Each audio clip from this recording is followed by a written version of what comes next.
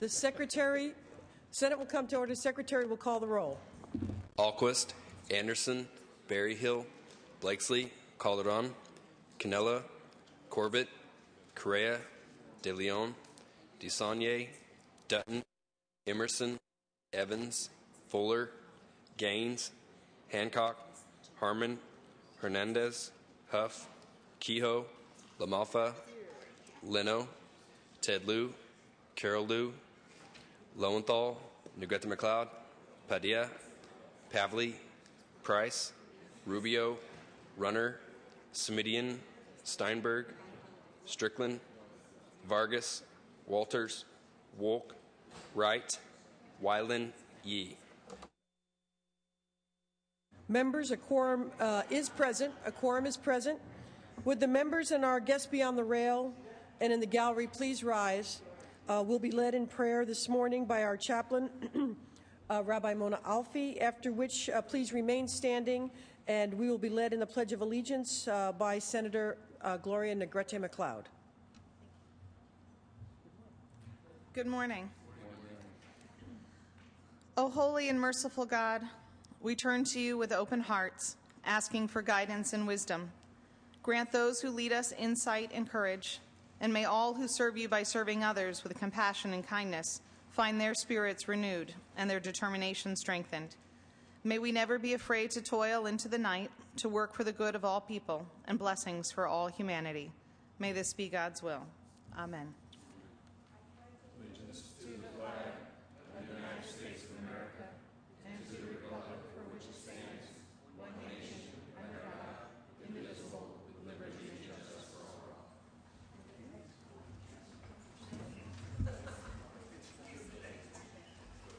Members, privileges of the floor.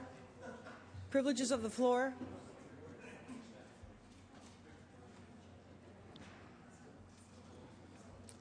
Seeing none, we will move on. Messages from the governor will be deemed read. Messages from the assembly will be deemed read. Reports of committees will be deemed read and those amendments adopted. Motions and resolutions. Members, without objection.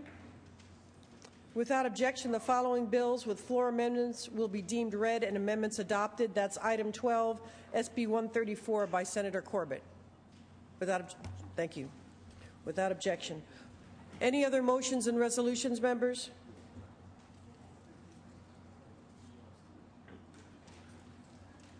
Introduction and first reading of bills will be deemed read.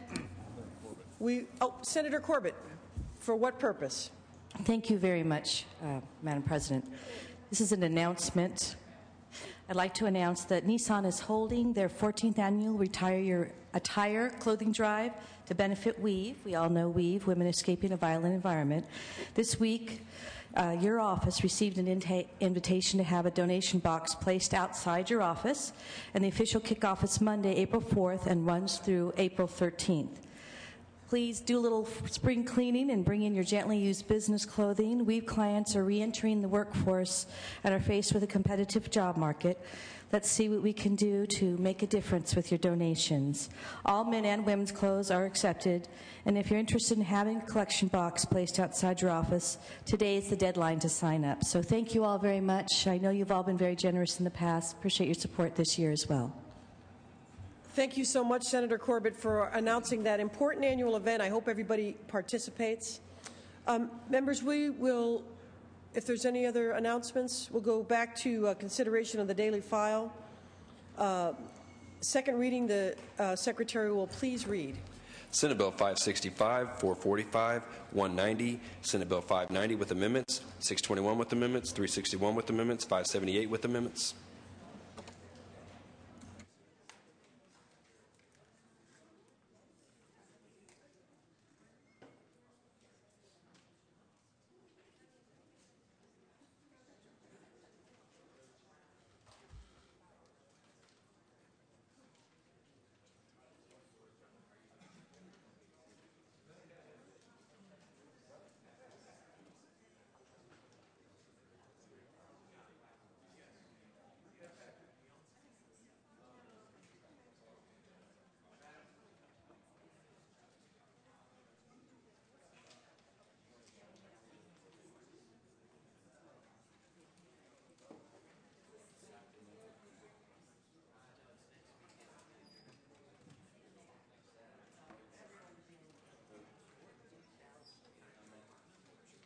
Thank you, Senator Steinberg. Senator Corbett, for what purpose? Thank you very much, Madam President, for an adjournment in memory.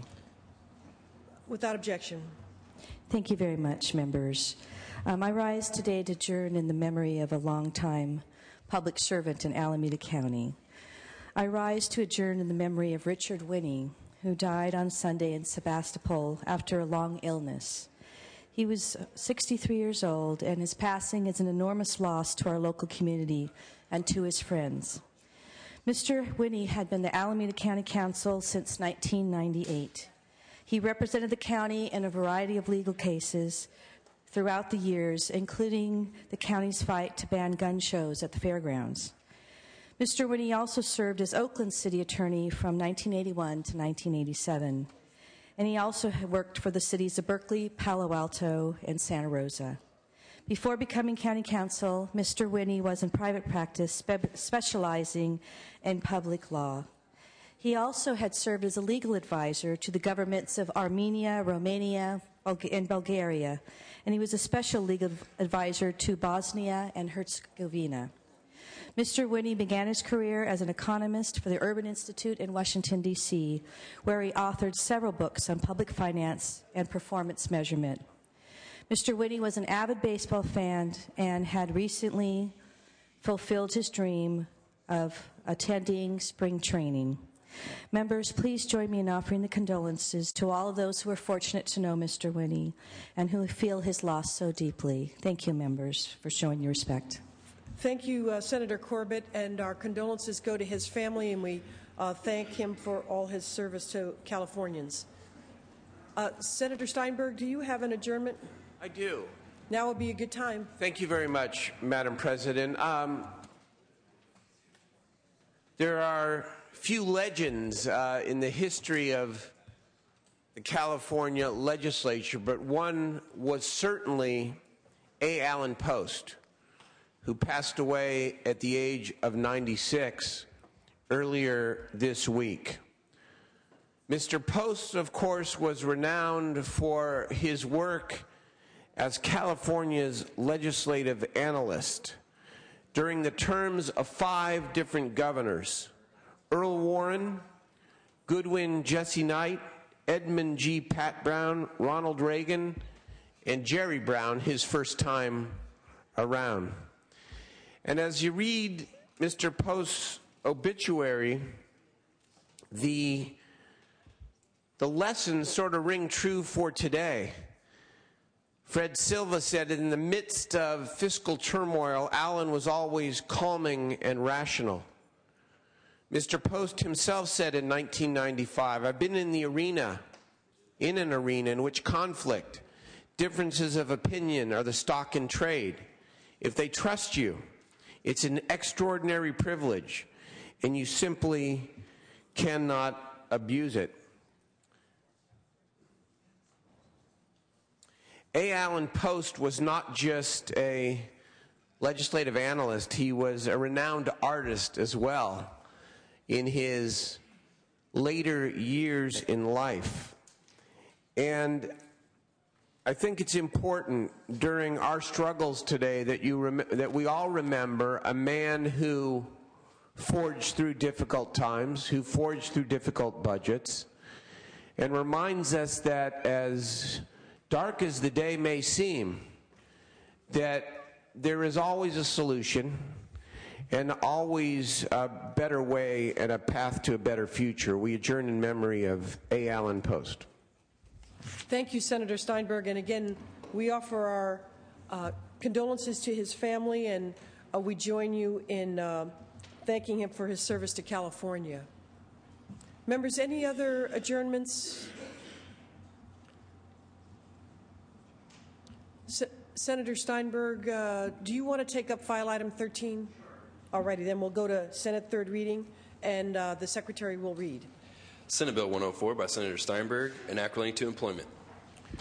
Thank you very much, Madam President and members. This bill, Senate Bill 104, is my third attempt to give the hardest working individuals in California another option to organize themselves within a union. This bill, SB 104, permits agricultural employees to select their labor representatives by submitting a petition to the Agricultural Labor Relations Board along with representation cards signed by a majority of the bargaining unit. Once the validity of the cards is confirmed by the ALRB, the labor organization would be certified as the exclusive bargaining representative.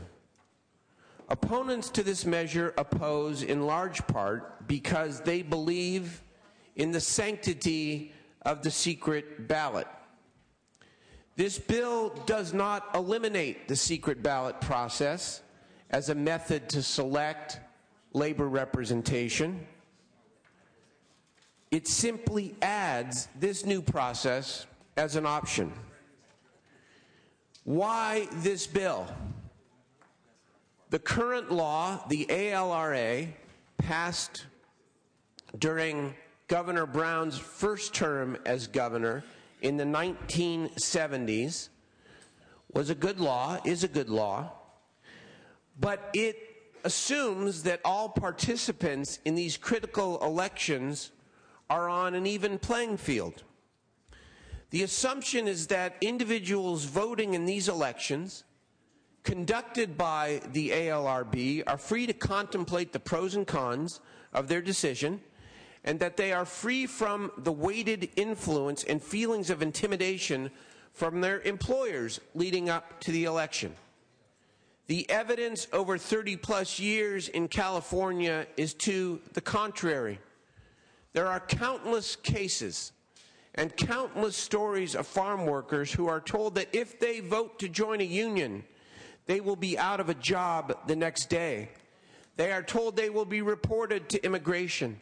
They are told that their family members will lose their job. This is a simple, sensible, righteous piece of legislation that does not eliminate the secret ballot, but gives farm workers another option to choose a collective bargaining representative. I look forward to the debate, and I urge an aye vote. Thank you, Senator Steinberg. Senator Weiland.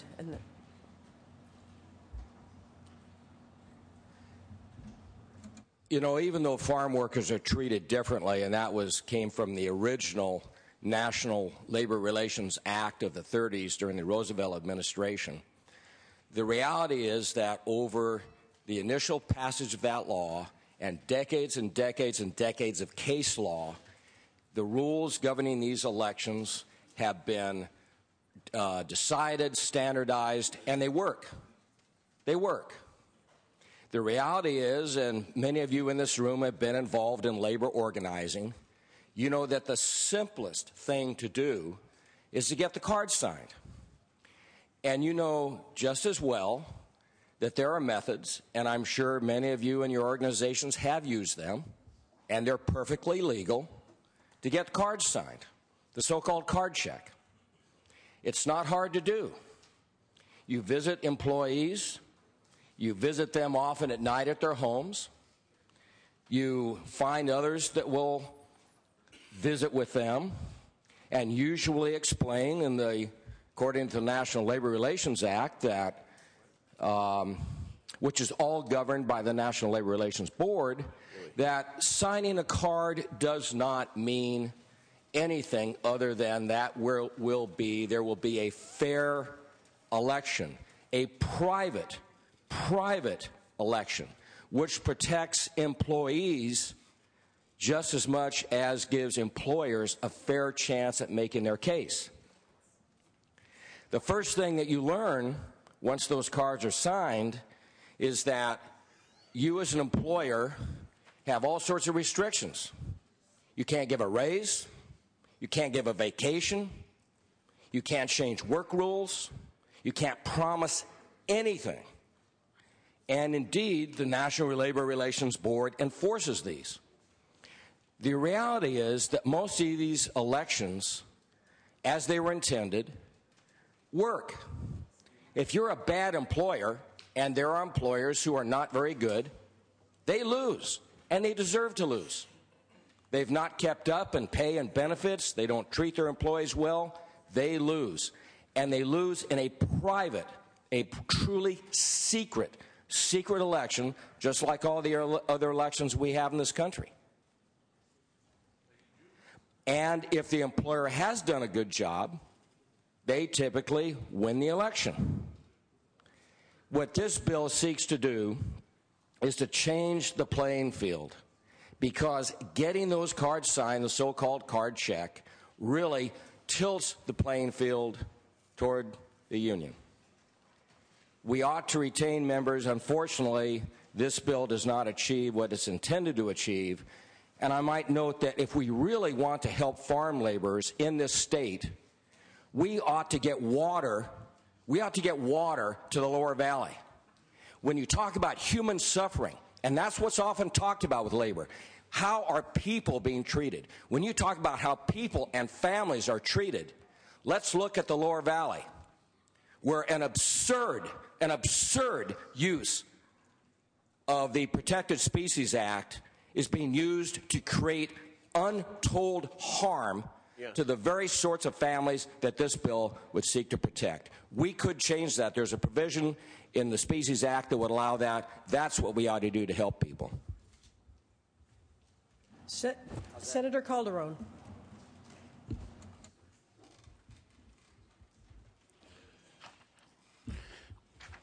Thank you, Madam President. Members, as Vice Chair of the Latino Caucus, I rise today in very strong support of SB 104. It was back in March 31st, 1927, almost 84 years ago, when Cesar Chavez was born and destined to become a leader and agent for change in the Latino community. As the founder of civil rights movements that open the doors of government, education, and all that is possible, I think it's appropriate that today we have an opportunity to honor his legacy by passing this bill. SB 104 builds on that mission, on that of many other Latino leaders, that California farm workers who are overwhelmingly Latino have the right to organize without the fear of intimidation or coercion. This bill will give farm workers equal opportunity to decide without fear of losing their jobs or whether or not they wish to organize. In today's climate of unprecedented attack on public unions, an aye vote will send a very strong message that we honor and respect the positive contributions collective bargainings have provided to all Americans. With that, I encourage all members to join us in supporting SB 104. Thank you. Senator Cannella. Madam President, colleagues, I'm rising today as a member of Operating Engineers Local 3. I know I have an R next to my name, so it may surprise many of you that I am a proud union member and supporter. But from an early age, my dad, Sal Cannella, a Democratic Assembly member and longtime machinist union member, raised me to honor and respect workers' rights. That's the reason why my own small business is a unionized company. The strength of a union comes from its ability to give the members an opportunity to speak in one voice. But that strength is predicated on the integrity of both the union organization itself and of its membership. A membership made up of individuals who joined the organization freely of their own will without intimidation or fear. My dad taught me that this integrity was based in large part on the secret ballot. In fact, my dad told me as we were at the union picnics growing up that the biggest win for unionization of workers was when they allowed the secret ballot, because he knew that if it was not a secret ballot, that in the infancy of this movement, that they would be intimidated by employers. He knew that. Well, now we're changing the roles, and we're going to change it to where the employees are intimidated by folks that want to unionize the company. That's the reason why I'm so opposed to this legislation. By giving unions the opportunity to take away workers' rights to a secret ballot, SB 104 opens the door to worker intimidation, coercion, and bullying, the very inequities unions were created to fight against. That's why I urge a no vote. And Senator De Leon. All right. Senator Liu. Thank you. I rise in support of this bill today because in too many cases, the existing rules do not work. As chair of the Senate Labor Committee, I recently heard some disturbing testimony about a particular case involving farm workers at Ace Tomato Company. In 1989, these farm workers, by a vote of 160 to 103 in a secret ballot election, decided to unionize with the United Farm Workers. The company refused to recognize the secret ballot election. They refused to recognize the union, and they used every procedural process to block that. The company lost in court. They lost on multiple procedures, but they were able to delay this now for 21 years, and there is still no union. This bill corrects that by providing an alternative to the existing process and by enhancing penalties so companies that willfully do not follow the current process cannot do what Ace Tomato Company did. Respect the request, and I vote. Thank you. Senator LaMalfa.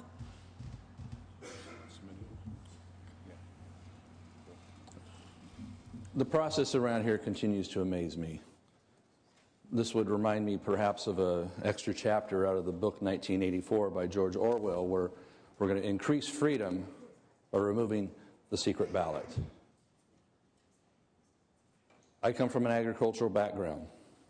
The vast majority of people I know and work with honor their workers, care about their workers, and certainly would want them to have all their options.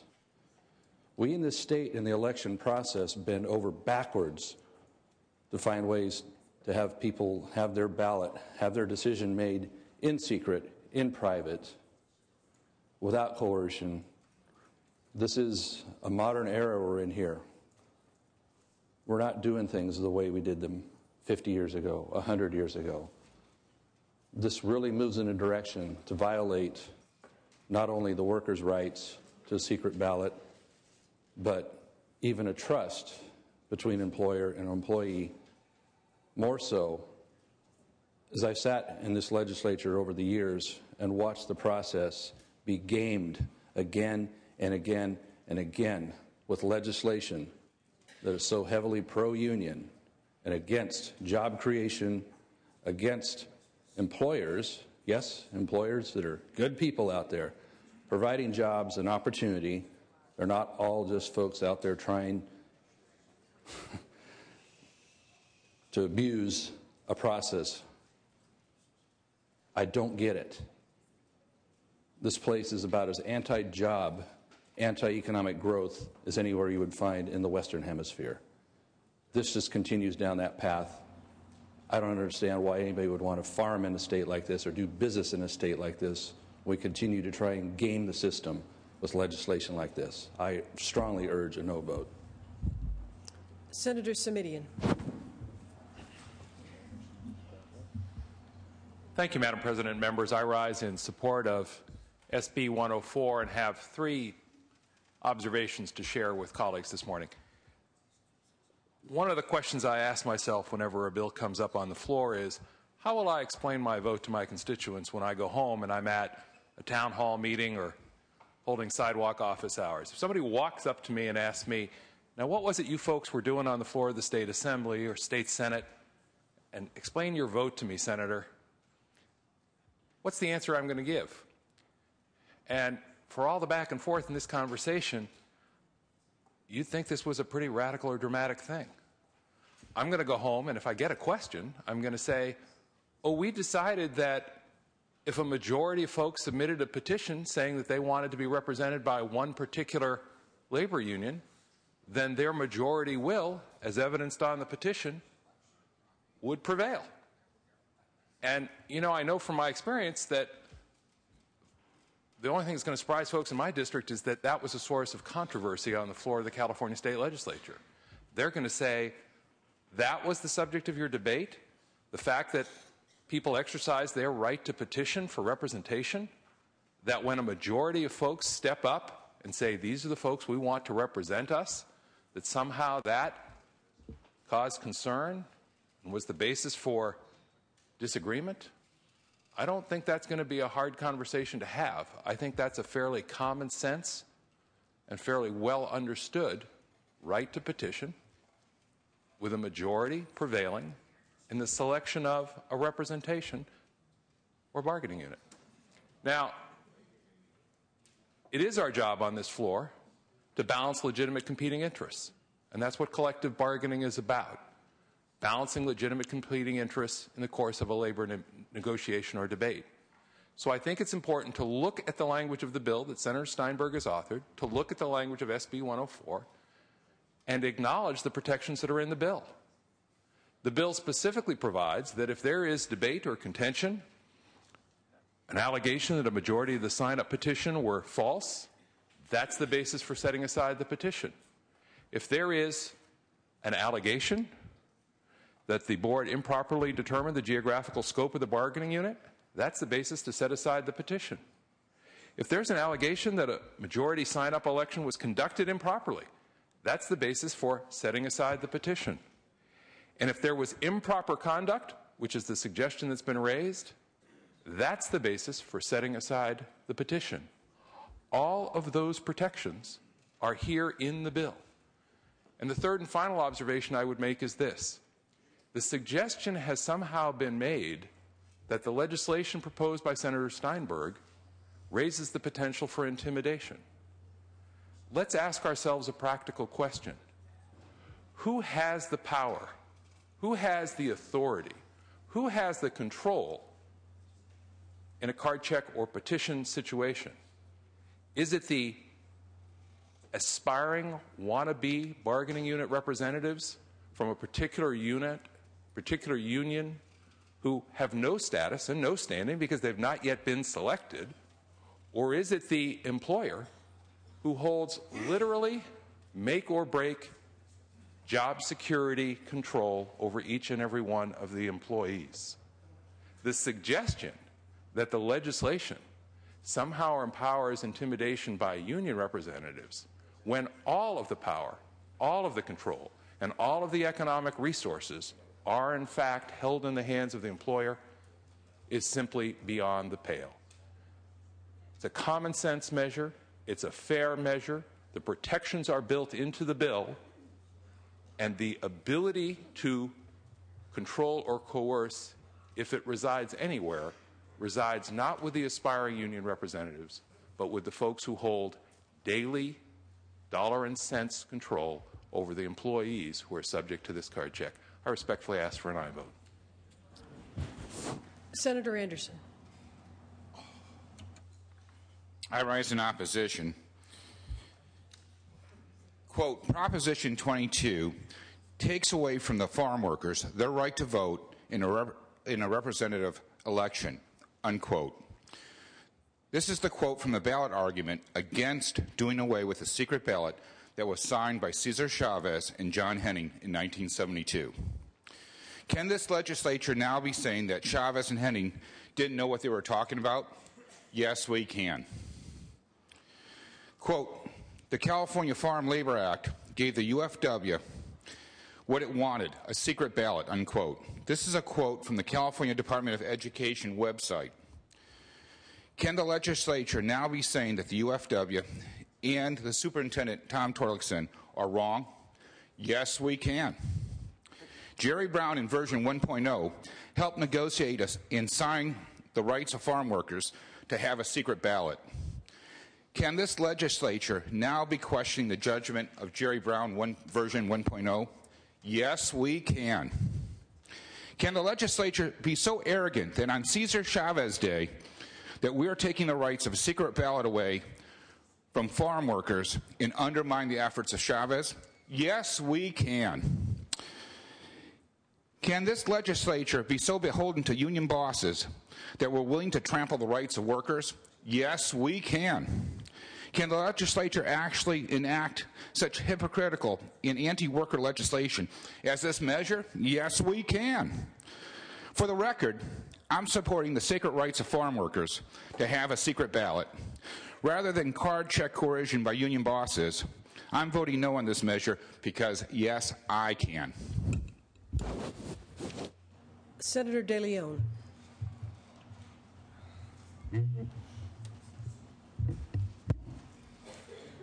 Thank you, Madam President. I care about the Central Valley, and I care about the world's most sophisticated agricultural business.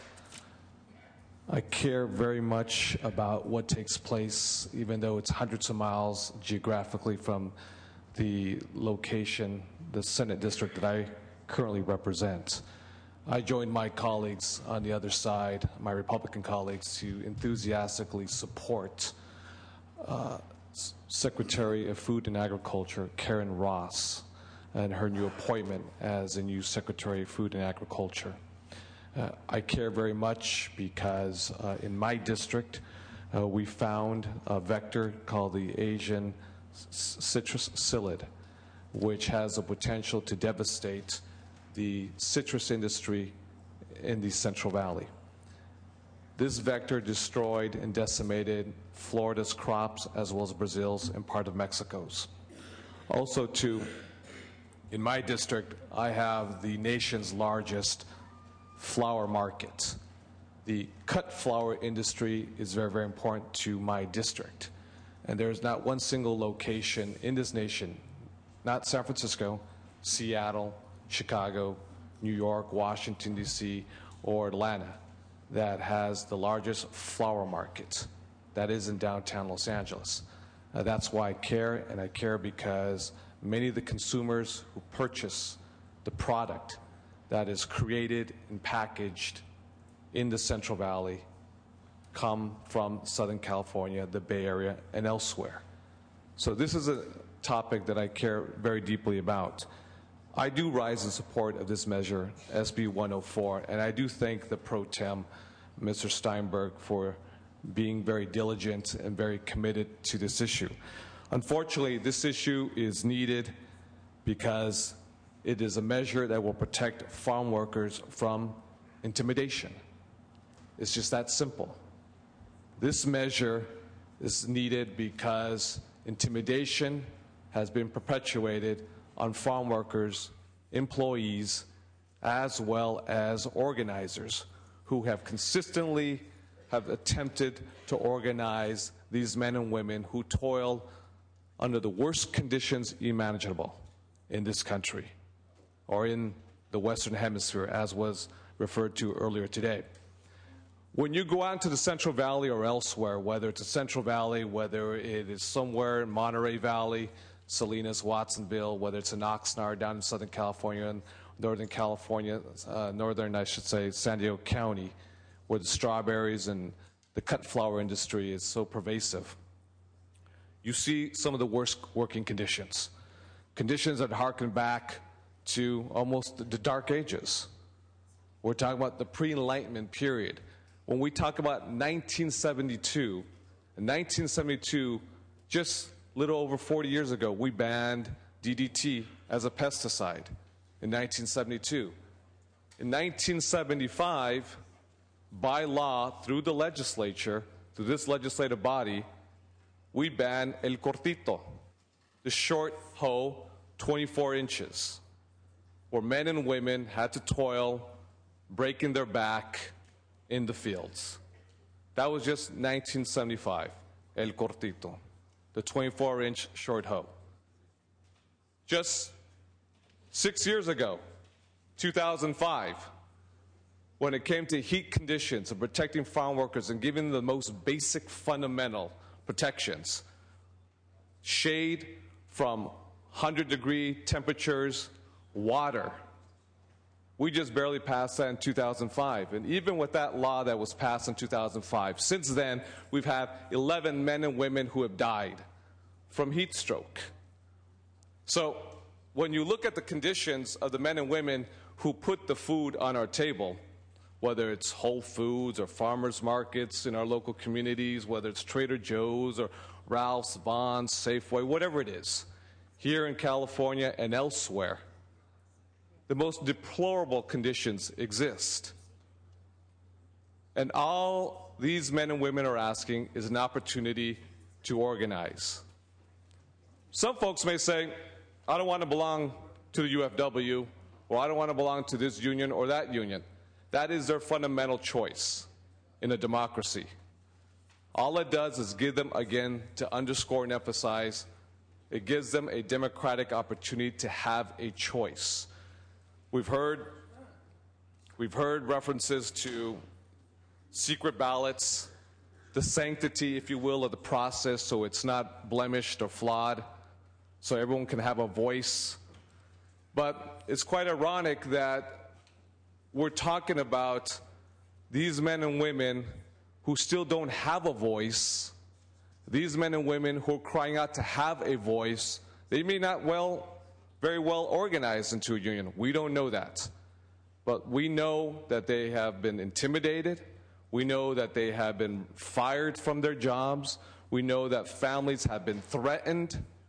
And I think that's enough. We're in 2011. We should give them a choice so we can get them out of the dark ages in terms of their current working conditions and into the new century. For that, I want to just again recognize our pro tem and our leader for the third try. He deserves a lot of recognition. I respect the fact he's been committed to this issue, to the working men and women who toil in the fields, and I just want to join him and my colleagues in support of this measure. Thank you. Senator Harman.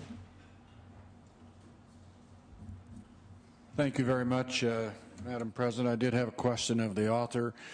Senator Steinberg, our analysis indicates that there's a considerable disparity between the sanctions that can be imposed on an employer versus the sanctions that can be imposed on a union if either one of those parties is responsible for unfair labor practices. Our analysis indicates there's a $20,000 civil penalty that's imposed on an employer that commits an unfair labor practice, but that's not the same with a union. And I'm further told that current law treats them more or less equally and the same. And I'm just wondering, when you drafted this law and prepared it, why did we impose penalties on the employer in the form of civil penalties, but apparently not on the union? Well, if you look at the history of the ALRA, 95% of the sanctions for violating the labor law over the course of 30-plus years have been against the employers. And so the bill, I think, seeks to recognize that history and tries again to level the playing field by assuring that there is a significant sanction if there is intimidation by the employer in preventing farm workers from being able to choose their method of representation. All right, thank you very much. On my own time, I have to respectfully contend that that's just unfair, that, you know, what's good for the goose is good for the gander, so to speak. Why shouldn't unions that are responsible for unfair labor practices, and that does happen, and frankly, under this type of card check process, it's more likely to happen in the future than it is now. They should be sanctioned also, and that's the way essentially the current law is. This changes it and focuses only on the employers. It's manifestly unfair and unjust. I urge a no vote. With no further discussion, Senator Steinberg, you may close. Thank you very much, Madam President, and certainly, Senator Harman, if you or any members of those of the opposition who want to talk about amendments to this bill that would bring you along in support, I certainly would entertain any such discussion. But let's go back to the core of the matter here, and I will resist the great temptation of commenting, especially this week, on the fervence by which many of my colleagues on the other side of the aisle speak about the importance of elections and secret ballots. I will resist that temptation. But I want to close with something very different, and maybe something that you haven't heard here before. What is the single most important proposition that the conservative movement and the Republican Party have put on the ballot over the last 30 years in California? The second most important. The first, obviously, was Prop 13. The second was Proposition 218. You remember that in the late 1990s, that restricts the ability of local governments to collect taxes or assessments without a vote of the people. It was put on the ballot in November of 1996. It amended the state constitution. Now you may ask, how does that relate to this piece of legislation? Let me read from Prop 218. In order for a city or a county or a special district to be able to assess a tax or an assessment, it must do the following. It must mail the voters in a respective district, and that mailing requires the following. Each notice mailed to owners of identified parcels within the district shall contain a ballot. The agency, it goes on, shall not impose an assessment if there is a majority protest. A majority protest exists if, upon the conclusion of the hearing, ballots submitted in opposition to the assessment exceed ballots in favor of assessment. In tabulating ballots, and this is the key point, the ballot shall be weighted according to proportional financial obligation of the affected property. How can you count the ballots under Proposition 218 using property value without correlating the vote a person casts with the property they own? The fact of the matter is you can't. And so talk about a secret ballot election. But the second most important proposition that many of you, and certainly your constituents, put on the ballot in the mid-1990s to restrict government spending actually requires people to identify themselves and the land parcels that they own in order to cast a vote. And Republicans put this into the state constitution. The fact of the matter is, when you boil down this debate about farm workers, opponents are afraid of one thing. It's not about the so-called secret ballot. Opponents are afraid that more farm workers will end up with collective bargaining and the benefits that go with it. This is about power, but it's also about fundamental fairness. Because the record is very clear. You talk about intimidation. The instances of intimidation because of the power relationship between large employer and poor farm worker is much greater than the prospect of intimidation by a union who is trying to help the farm worker increase their wages, increase their benefits, and attain a more safe work environment. I urge an aye vote. Thank you. Secretary will call the roll. Alquist, aye. Anderson, no. Berryhill, no. Blakesley, no. Calderon, aye. Cannella, no. Corbett, aye. Correa, De Leon, aye. DeSaulnier, aye. Dutton, no. Emerson, no. Evans, aye. Fuller, Gaines, no. Hancock, aye. Herman, no. Hernandez, Huff, no. Kehoe, Aye. aye. LaMalfa, no. Leno, aye. Ted Lieu, aye. Carol Lieu, aye. Lowenthal, aye. Negrete McLeod, aye. Padilla, aye. Pavley, aye. Price, aye. Rubio, aye. Runner, no. Semidian, aye. Steinberg, aye. Strickland, no. Vargas, aye. Walters, no. Wolk, aye. Wright, aye. Wyland, no. Yee, aye. Call the absent members. Correa, aye. Fuller, Hernandez. Ayes 24, noes 14. Measure passes. Senator Steinberg? Madam President, may I ask for immediate transmittal to the Assembly? You may. Members, we are...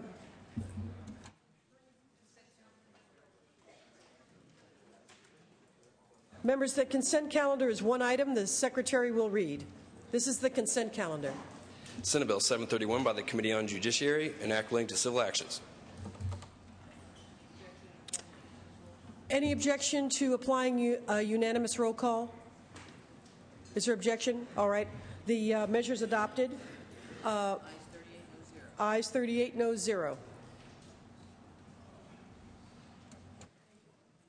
Now we'll go on to motions and resolutions. Senator Gaines has a adjournment in memory. Senator Gaines. Thank you, Madam President. I just wanted to take this opportunity to recognize Patricia Ann Hengel, who I knew as Pat Hengel, and she was a great woman. She just passed away last week at age 85, and she was a longtime Sacramento resident and an educator.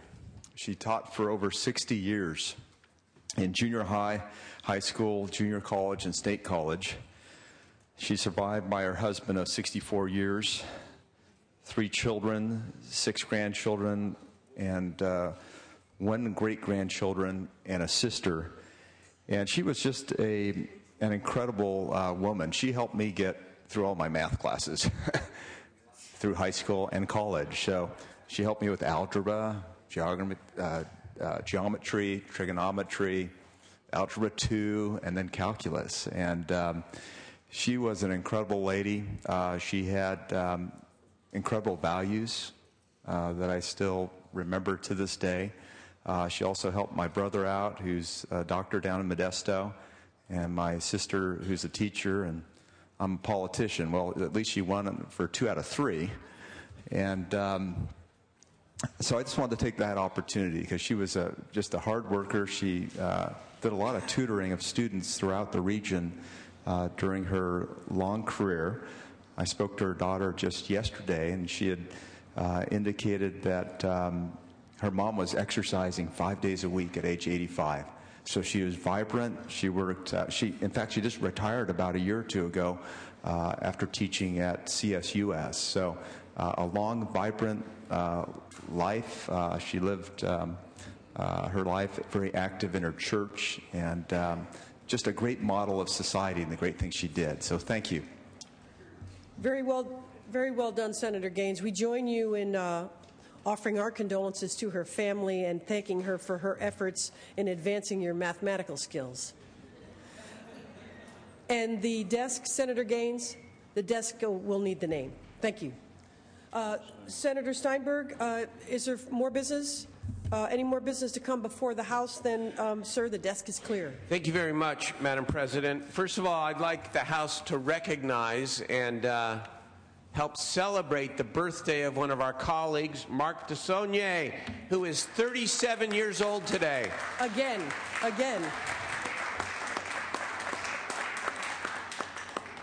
not sure if I got the age right, but... Members, the Senate will reconvene at 1 o'clock on Monday. Thank you. 1 p.m., sir? 1 p.m. Committees are beginning. And upon call of the pro tem over the weekend, Senator Steinberg? We'll be on call all weekend, absolutely. Thank you. And then, members, the Senate will be in recess until 3:30. That time, the adjournment motion will be made. Friday and the weekend upon call of the pro tem. Monday session is at 1 p.m. We are recessed.